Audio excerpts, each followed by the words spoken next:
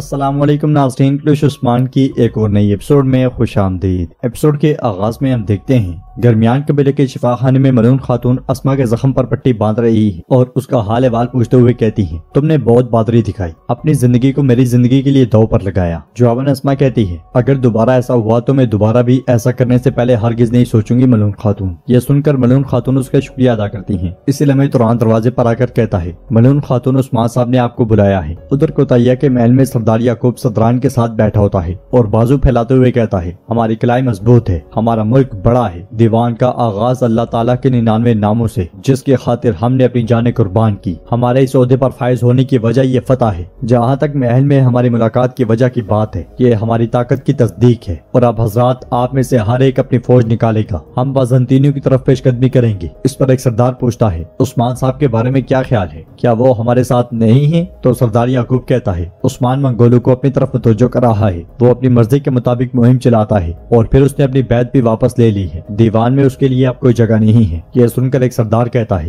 ہمیں عثمان جیسے سردار کو نظر انداز نہیں کرنا چاہیے۔ یہ سنتے ساتھ ہی سردار یعقوب غصے سے کھڑا ہو جاتا ہے اور کہتا ہے، جبکہ مسئلہ فتح کا ہے، اگر کوئی اعتراض کرنے والا ہے تو وہ جائے اور اس کے ساتھ کھڑا ہو جائے۔ مجھے اس کے دل میں جہاد کی محبت پر شک ہوگا اور اب حضرات آپ میں سے ہر ایک میرے جھنڈے تلے کھڑے ہو کر متحد ہوگا، ہم سب ایک جسم سے فتوحات کریں گے۔ کیا آپ میرے ساتھ ہیں؟ باری باری تمام صدران کہتے ہیں، ہم آپ کے ساتھ ہیں سلطان یعقوب، ہم آپ کے ساتھ ہیں۔ پھر سردار کا ویسے کھڑے ہو کر کہتا ہے، آپ کا کہنا ہے کہ عثمان نے منگولوں کو ہماری طرف متوجہ کیا، اگر ایسا ہے تو یہ مغرب کی طرف فتح کے راستے کو بھی خراب کرتا ہے۔ کیا ہم مل کر دو محاذوں پر لڑ سکیں گے؟ اگر منگولوں نے حملہ کیا تو کیا کریں گے؟ جواباً سردار یعقوب کہتا ہے، جو سر کٹے گا وہ قیمت ادا کرے گا، ہمارے لیے منگول اب کوئی مسئلہ نہیں ہے۔ اس پر سردار کیرت سے کہتے ہیں، آپ کے کہنے کا کیا مطلب ہے؟ کیا ہم کوئی مداخلت نہیں کریں گے؟ جواباً سردار یعقوب کہتا ہے، منگول کمانڈر کا سر میں نے نہیں کاٹا اور یہ عثمان نے آخری بار نہیں کیا، ہم نے اب تک جو کچھ برداشت کیا ہے کافی ہے۔ عثمان ہمیشہ آگ کے ساتھ کھیلتا ہے، ہم فتوحات کریں گے، ہم اپنا رخ پہلے مشرق کی طرف پھر کونیا کی طرف کر لیں گے۔ منگول آج کا مسئلہ نہیں بلکہ کل کا مسئلہ ہے اور آپ حضرات اپنے ہم وطنوں کے پاس قاصد بھیجیں گے، تمام فوجیں میرے جھنڈے تلے متحد ہوں گی، ہم کافروں کو نیز تو نابود کر دیں گے، ہمارا پہلا ہدف ایزنک ہے۔ یہ سنتے ساتھ ہی سردار اپنے اپنے قاصد وہاں سے بھیج دیتے ہیں اور پھر سردار یعقوب کے اشارے پر قیومات سب صدران کو تلواریں پیش کرتا ہے۔ اس کے بعد وہ سب کھانا کھانے کے لیے بیٹھ جاتے ہیں اور دوسری طرف عثمان صاحب اپنے گھر والوں سے کہتے ہیں، وہ پیچھے سے حملہ کیوں کرتے ہیں؟ تو ارحان کہتا ہے، وہ سب کہیں باہر آئے حضور، لیکن ہم نے ان سب کو ختم کر دیا۔ پھر بالا خاتون کہتی ہے، اگر وہ لشکر لے کر ہماری طرف آئے اور ہم متحد نہ ہوئے تو انہیں حملہ کرنے سے کون روکے گا؟ یہ سن کر عثمان صاحب کہتے ہیں، لیکن ان کا ہدف سرحدی بازار کیوں ہے؟ جواباً ملعون خاتون کہتی ہیں، حضور وہ ہمیں ڈرانا چاہتے ہیں، ہم نہیں ڈرتے، یہ صحیح ہے، لیکن ہمارے پیروکاروں کا کیا ہوگا جو آج بازار تک آگے کل وہ دارالشفا تک اور پھر مدرسے تک بھی پہنچ جائیں گے، پھر ماؤں کے دلوں میں خوف پیدا ہوگا۔ جواباً عثمان صاحب کہتے ہیں، خوف مسلمانوں کی سرزمین میں اگتی گھاس کی طرح ہے جو کبھی نہیں اگتا، لیکن اگر وہ اسے اگانے کی کوشش کریں گے تو ہم انہیں ہرگز اس کی اجازت نہیں دیں گے، ان کا ارادہ ہمیں دھکیل کر باہر نکالنا ہے۔ بالا خاتون پوچھتی ہیں، ان کا ہدف کیا ہے؟ جواباً عثمان صاحب کہتے ہیں، ان کا ہدف واضح ہے، ان کا نشانہ میں، صدران اور یعقوب بے ہیں۔ اس کے ساتھ وہ سب خیمے سے نکل جاتے ہیں۔ ادھر محمد اپنے گھر والوں کے ساتھ بہت پریشان ہے اور کہتا ہے، انہوں نے میرے بابا کی مجھے دی گئی امانت پر حملہ کیا، میں اس امانت کو نہیں سنبھال سکا، اس چیز نے خاص طور پر مجھے اس ارحان کے سامنے شرمندہ کر دیا۔ تو سعادت خاتون کہتی ہے، میرے بیٹے پرسکون ہو جاؤ، وہ ان جیسے نہیں ہیں جنہیں ہم نے پہلے دیکھا ہے، انہیں تمہارے بابا کی غیر موجودگی کا علم ہوا تو انہوں نے بازار پر حملہ کر دیا۔ جواباً گونچا کہتی ہے، شاید وہ میرے بابا اور بھائی کو مارنے آئے تھے، لیکن پریشان نہ ہو، ہر چیز میں بہتری ہوتی ہے۔ اسی لیے عثمان صاحب اپنے گھر والوں کے ساتھ وہاں آتے ہیں اور پوچھتے ہیں، یعقوب بے کہاں ہیں؟ یہ سن کر محمد کہتا ہے، آپ ہوتے کون ہیں بغیر اجازت کے خیمے میں داخل ہونے والے؟ عثمان صاحب اس کی بات اور لہجے کو نظر انداز کرتے ہوئے پھر پوچھتے ہیں، یعقوب بے کہاں ہیں؟ محمد آگے بڑھنے لگتا ہے مگر سعادت خاتون سے روک دیتی ہے اور کچھ دیر خاموش رہنے کے بعد کہتی ہے، آپ یعقوب صاحب کا کیا کریں گے؟ جواباً عثمان صاحب کہتے ہیں، بازار پر حملے کی وجہ یعقوب صاحب ہیں، بتائیں مجھے۔ تو محمد غصے سے کہتا ہے، عثمان میرے بابا تمام صدران کے ساتھ ہیں، ہم آپ کی طرح اکیلے نہیں ہیں، فکر نہ کریں۔ اس کا لہجہ دیکھ کر ارحان کہتا ہے، محمد صاحب آرام سے بات کرو ورنہ میں تمہارا سینہ چیر دوں گا۔ یہ سن کر عثمان صاحب ایک دم سے کہتے ہیں، بیٹا آرام سے، خاموش رہو۔ پھر پیار بھرے انداز میں محمد سے کہتے ہیں، محمد بیٹا، منگول کوئی منظم فوج نہیں ہے، اگر یعقوب صاحب چند 100 سپاہیوں کے ساتھ ان میں داخل ہوئے تو وہ انہیں مار ڈالیں گے اور تم سمجھ بھی نہیں سکو گے کہ یہ کیسے ہوا، اس لیے بتاؤ یعقوب صاحب کہاں ہیں؟ یہ سن کر سعادت خاتون کہتی ہے، یعقوب صاحب اس لیے گئے ہیں کہ کہیں آپ جا کر فتوحات کو خراب نہ کر دیں اور صدران اپنے راستے سے ہٹ نہ جائیں اور جنگ کا دیوان کہیں اور رکھا گیا ہے، اب آپ کفار کی چالوں سے فائدہ اٹھا رہے ہیں تاکہ یہ معلوم کر سکے کہ ہمارے سردار کہاں ہیں۔ یہ سن کر عثمان صاحب کہتے ہیں، اگر آپ نے ان کے بارے میں نہ بتایا تو یاد رکھنا کہ سردار یعقوب کی لاش ہی اس بازار میں واپس آئے گی۔ اسی لمحے علاؤالدین بھاگتا بھاگتا وہاں آتا ہے اور کہتا ہے میرے حضور سب ایک ایک کر کے مر رہے ہیں، ان سب کو زہر دیا گیا ہے۔ یہ سن کر سب کی پریشانی میں مزید اضافہ ہو جاتا ہے۔ علاؤالدین مزید کہتا ہے میں نے سب کچھ آزما لیا لیکن مجھے تریاک نہیں ملا حضور۔ جرکتے کے منہ سے ایک دم نکلتا ہے میرا بیٹا، یہ کہتے ساتھ ہی وہ وہاں سے بھاگ پڑتا ہے۔ علاؤالدین مزید کہتا ہے ہم انہیں کھو رہے ہیں، پہلے رگیں سکڑتی ہیں، پھر دل کی دھڑکن تیز ہو جاتی ہے، معمولی زخم آہستہ آہستہ بڑھ رہے ہیں۔ یہ سن کر سعادت خاتون کہتی ہے قریبی قبیلوں میں خبر بھیجو، میں چاہتی ہوں کہ سب سے زیادہ ہنرمند طبیب یہاں پہ آ جائیں۔ اس کے ساتھ ہی گونچا بھی دڑام سے زمین پر گر جاتی ہے۔ یہ دیکھ کر سب ایک دم اس کی جانب لپکتے ہیں اور علاؤالدین کھڑے کھڑے کہتا ہے گونچا خاتون۔ اس کے قدم اور نظریں ایک ہی جگہ رک جاتی ہیں۔ خواتین گونچا کو اٹھا کر وہاں سے لے جاتی ہیں۔ فاطمہ علاؤالدین کو جھنجھوڑتے ہوئے کہتی ہے بھائی ہوش میں آؤ بھائی۔ تو علاؤالدین کہتا ہے مرہم کی ضرورت ہے، میں ابھی واپس آتا ہوں۔ یہ کہتے ساتھ ہی وہ بھی خیمے سے بھاگ پڑتا ہے اور محمد عثمان صاحب سے کہتا ہے اگر آپ نے وہ سونا آرام سے اور باعزت طریقے سے منگولوں کو دیا ہوتا تو ہمیں یہ دن آج نہ دیکھنا پڑتا، میں تمہیں مار ڈالوں گا عثمان۔ یہ کہتے ساتھ ہی وہ عثمان صاحب پر حملہ آور ہوتا ہے مگر عثمان صاحب اس کا بازو مروڑ دیتے ہیں اور کہتے ہیں ہم مضبوط ہیں لیکن ہم صبر کرتے ہیں، مجھے غصہ نہ دلاؤ بیٹا۔ اب بتاؤ تمہارے بابا کہاں ہیں، ورنہ یہ جان لو کہ جو درد ہم سہ رہے ہیں وہ صرف شروعات ہے، تمہارے بابا کی جان خطرے میں ہے، چلو بتاؤ مجھے۔ یہ سن کر محمد سوچ میں پڑ جاتا ہے۔ ادھر سوغوت میں بیندر ویسلیوس اور سپاہیوں کے ساتھ ایک گھر میں داخل ہوتا ہے اور کہتا ہے اچھے سے تلاش کرو۔ یہ سنتے ساتھ ہی سپاہی تلاش میں لگ جاتے ہیں اور ویسلیوس بیندر سے پوچھتا ہے حضور کیا آپ کو یقین ہے؟ تو بیندر کہتا ہے یہ واحد گھر ہے جس کے مالک کو ہم نہیں جانتے، مجھے لگتا ہے کہ کچھ برا ہونے والا ہے۔ اسی لیے ہمیں دو سپاہی آ کر کہتے ہیں بیندر صاحب ہم نے ہر جگہ دیکھا، گھر صاف ہے، کچھ نہیں ملا۔ یہ سن کر بیندر خود وہاں کا جائزہ لینے لگ جاتا ہے۔ جیسے جیسے بیندر اپنے حربے آزماتا ہے ویسلیوس کے چہرے کا رنگ اڑتا جاتا ہے۔ کچھ دیر کی محنت کے بعد بیندر کو خفیہ راستہ نظر آتا ہے جسے وہ خنجر سے کھولنے کی کوشش کرتا ہے۔ یہ دیکھ کر ویسلیوس کا ہاتھ بھی اس کے خنجر پر چلا جاتا ہے مگر اسی دوران استاد گویرا وہاں آتا ہے اور کہتا ہے اللہ بیندر صاحب کیا ہو رہا ہے؟ تو بیندر کہتا ہے اے ہاں تم یہاں کیا کر رہے ہو؟ جواب میں استاد گویرا کہتا ہے بیندر صاحب میں نہیں جانتا کہ کیسے کہوں۔ یہ کہتے ساتھ وہ سپاہیوں کی طرف دیکھتا ہے تو سپاہیوں کو بیندر باہر بھیج دیتا ہے۔ سب کے جانے کے بعد استاد گویرا کہتا ہے بیندر صاحب آپ بہت ہنرمند ہیں، میں یہ بات پورے دل سے کہہ رہا ہوں، آپ نے وہ ڈھونڈ لیا جو کسی کو نہیں ملا اور جو کوئی نہیں جانتا تھا۔ یہ کہتے ساتھ ہی وہ خفیہ کمرے کا دروازہ کھول دیتا ہے اور کمرے کے اندر سونے سے بڑے صندوق پڑے ہوتے ہیں۔ سونے کے پاس جانے کے بعد بیندر اس سے پوچھتا ہے اے ہان کیا تم اپنا سونے یہاں چھپا رہے ہو؟ جواب میں استاد گویرا کہتا ہے میرے سونے کا کچھ حصہ یہاں ہے، ایک چھوٹا سا حصہ، مگر دماغ سمجھ نہیں پا رہا۔ اب جیسا کہ آپ نے میرا راز جان لیا، میں حیران ہوں کہ عثمان صاحب نے کیسے شک کے بنیاد پر آپ کو نظر انداز کیا، میں تو اس پر صرف ماتم ہی کر سکتا ہوں۔ تو بیندر کہتا ہے اس کے بارے میں مت سوچو احان، بلکہ یہ سوچو کہ آخرت میں اس ساری رقم اور اس سارے سونے کا حساب کس طرح دو گے؟ میں تو اس پریشانی کا شکار ہوں، میں نے سب کچھ تقسیم کر دیا تھا، خدا کا شکر ہے اب بالکل مطمئن ہوں۔ تو گویرا سونا اٹھاتے ہوئے کہتا ہے بیندر صاحب یہ سونا میری مرحوم ماں کے دودھ کی طرح حلال ہے، لیکن میں بھی ڈرتا ہوں، یہ ایک الگ بات ہے۔ جہاں تک اس حساب کا تعلق ہے جس سے میرا احتساب کیا جائے گا، میں سوچ رہا ہوں کہ سب سے پہلے کس کا احتساب کیا جائے گا۔ اور ناظرین اس کے ساتھ ہی ایپیسوڈ اختتام پذیر ہوتی ہے۔ اگر آپ کو یہ ویڈیو پسند آئے تو ویڈیو کو لائک کریں، چینل کو سبسکرائب کریں اور بیل آئیکن پر لازمی سے کلک کریں۔